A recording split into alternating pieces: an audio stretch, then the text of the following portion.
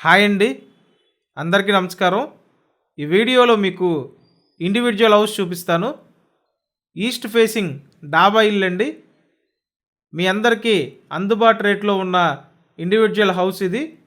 Just ఒక 2 lakhs చూసుకోగలిగితే చాలు, remaining అంతా బ్యాంక్ లోన్ వస్తుందండి. వీడియోనైతే ఎక్కడా స్కిప్ చేయొద్దు, పూర్తిగా చివరి వరకు చూస్తేనే డీటెయిల్స్ అర్థమవుతాయండి.